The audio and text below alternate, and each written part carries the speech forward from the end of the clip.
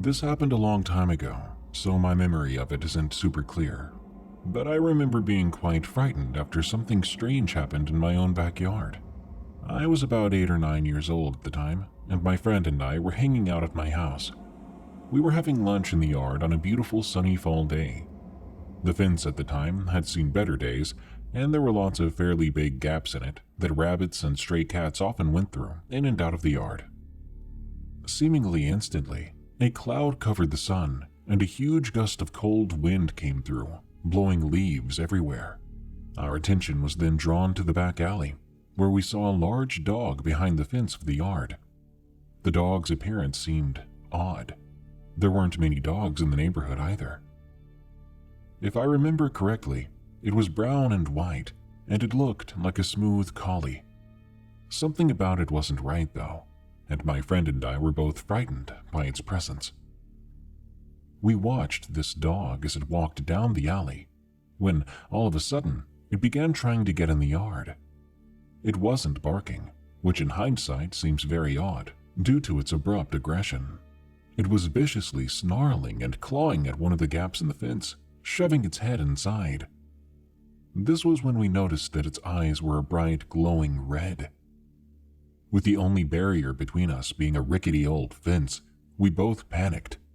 We got ready to sprint back inside the house, but as soon as we got up, the dog just stopped clawing at the fence. It then turned away calmly, and just as it appeared, another huge gust of wind went by with leaves everywhere, and it was gone. There was nothing left in the alley besides dead leaves and garbage cans. No trace of that dog, no sounds of it running away. And trust me, it would have had to run to not be seen by us, due to the length of the yard. After it was gone, we took our food back inside, and we did not go back out without our parents with us.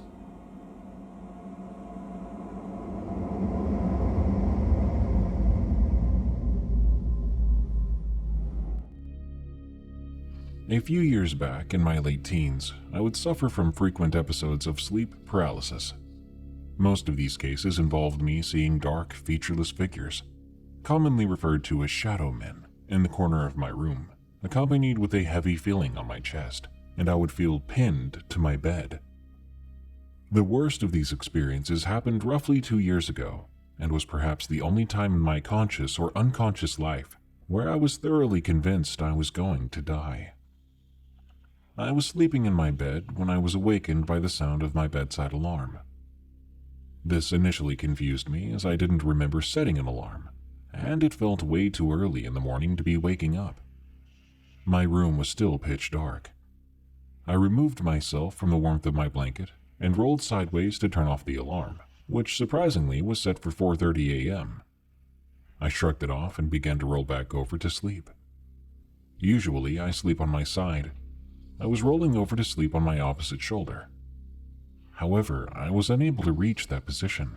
I soon realized I was pinned down on my mattress the moment my back was flat on the bed. Unable to move my torso and struggling to breathe, I turned my head back towards the alarm. That's where I saw a figure that I thought was the Reaper himself, floating an inch or two above the alarm.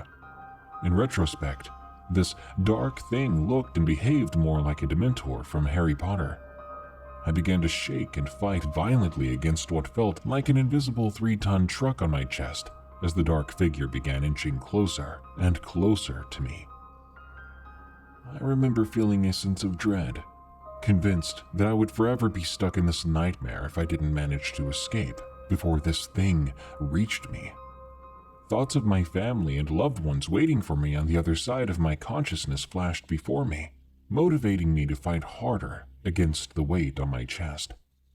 The thing was now right next to me, and it began to whisper something in my ear, just as I was able to break free from the invisible chains and wake up from my nightmare. I awoke in a panic to find myself in my pitch-black room, my bed and body soaked with sweat. I immediately rolled over to check my alarm, and was horrified to find that it had indeed been set to ring at 4:30 a.m. A cold feeling of utter dread suddenly filled my body, and I didn't manage a single minute of sleep for the rest of the night. The most horrifying thing about this so-called dream was that I felt the Reaper-like thing had used the alarm to bait me into its ambush. It was like it knew I was safe from its clutches so long as I was wrapped up underneath my blankets. It used the alarm to lure me out of my safety. Fortunately, this was the last of these experiences I've had in a while, but I still often check my alarm before going to bed to see if it had been set at a strange time by something.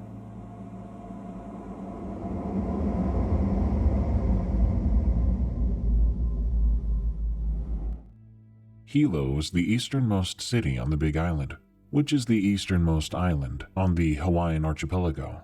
Vastly different from the semi-arid Kona side, Hilo is a lush tropical climate, teeming with pristine virgin rainforest and wild jungle terrain. This encounter took place some 20 miles north of town at Uma Uma Falls State Park. There is a very sketchy route you can take to get out on top of the falls, but it is extremely treacherous, and I would in no way, shape, or form recommend it. So with that said, don't try this at home. Imagine, if you would, a 300-foot waterfall cascading down into a severe jungle basin, chock full of bamboo forest, coconut groves, and wild ginger. This story is told from the perspective of my friend from Hilo. Let's call her Jessie. I arrived at the trailhead right around dusk, as I was trying to catch the sunset out there. So I hurriedly gathered my things before throwing them in my day pack and hitting the trail. Right around 200 yards in or so, you can cut off to the left and get up on the ridgeline, leading down to the waterfall. So I hung a left and started climbing up into the dense jungle foliage.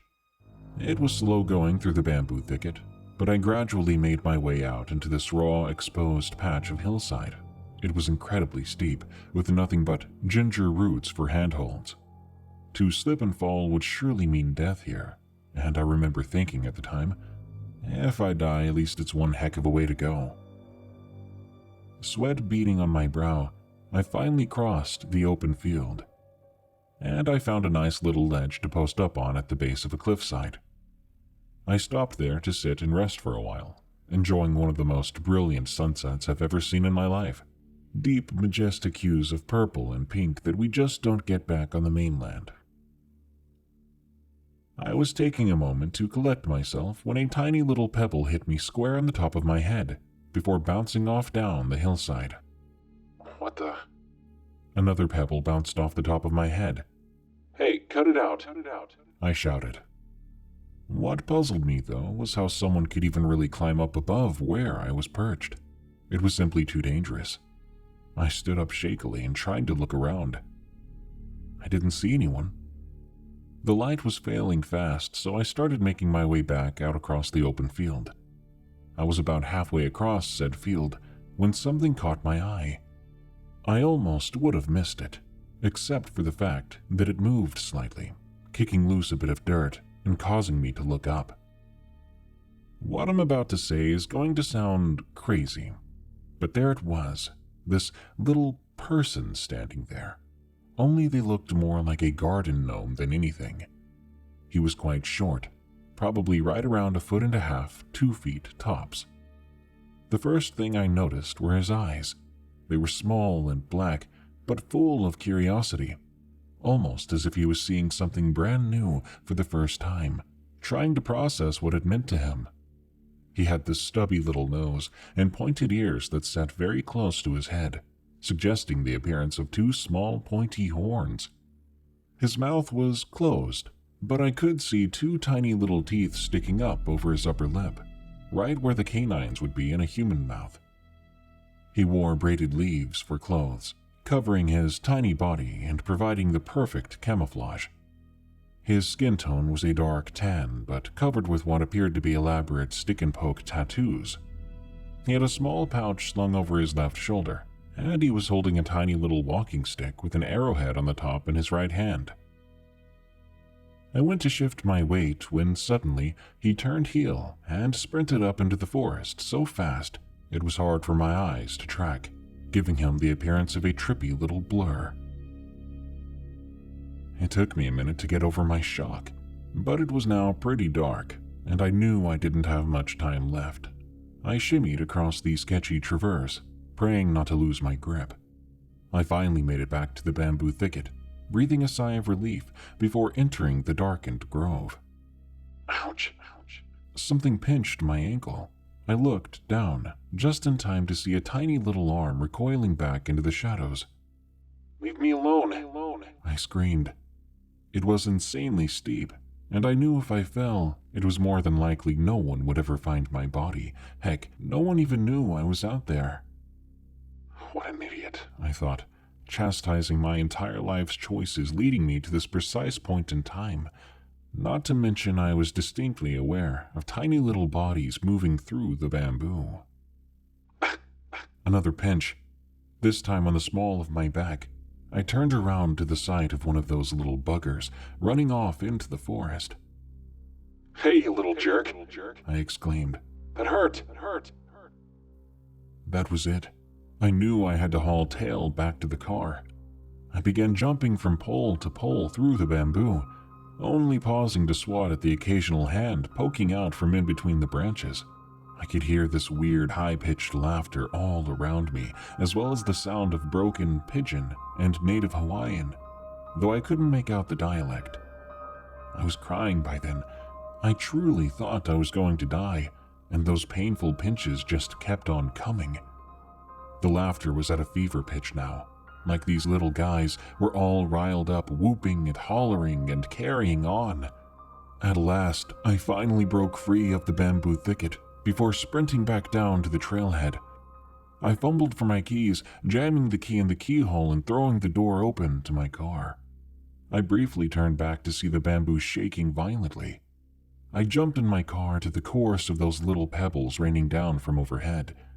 I turned the key in the ignition and went bouncing down the road back down to Hilo, silently mouthing "what the heck" the entire way back.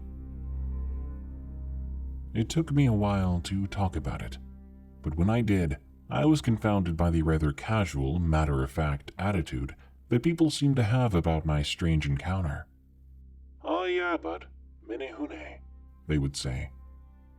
I looked it up, and apparently the Menehune are essentially the Hawaiian equivalent of Irish leprechauns and predate the Polynesian settlers there. Highly efficient hunters and trappers, they build complex traps for wild boar and crafty little fish ponds to capture fish. They tend to prefer remote jungle terrain far away from humans, but they have been known to make their presence felt when defending their territory. There's actually some really cool academic research regarding these little fellows, as well as several other forest-dwelling Hawaiian races. The Nawao, who are large-sized wild hunters descended from Luanu'u, the Mu people, and the Wa people. My understanding is that some of these creatures are similar to Australian howlies or Vietnamese rock apes. Overall, I wasn't too scared. Rather, I was fascinated by the ordeal as a whole, and I've actually been back to that spot a couple of times. Unfortunately, I haven't seen those little dudes again. Or at least, not yet, anyway.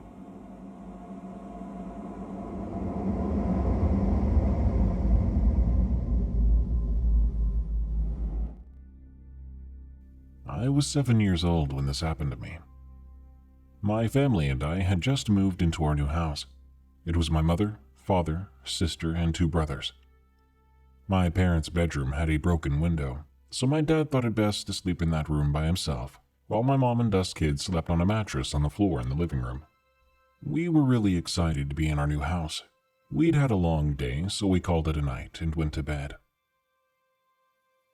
A few hours later, I woke up to a noise. It sounded like someone was trying to break into the house. I was so scared I couldn't move. I was able to slightly lift my head when I saw a figure of a man. He had no distinctive features save for the hat he wore. I would describe it as perhaps a fedora. All I saw was a silhouette of a man. He had no other dimensions to him, but I felt evil radiating off of his presence. Fear engulfed me when it felt we had made eye contact. Even without actually seeing his eyes, I realized he was aware of my presence, just like I was aware of his. He was standing in the hall staring down at me. In the hall was a window. He started to bang on the window with one fist, all the while his body and head were still facing my direction. I was able to nudge my sister awake. She was a bit annoyed, but I quickly told her what was happening. I pointed towards the figure. The look on her face was sheer terror. She quickly hid under the blanket, and I followed suit. We continued to hear the noise until sleep caved in. I woke up the next morning, and everything seemed normal. I asked my sister if she remembered last night. She looked at me in a weird and puzzled way, telling me she didn't know what I was talking about. I don't know if she was in denial or truly didn't remember. All I know is after that experience, more paranormal experiences soon followed up, even to this day.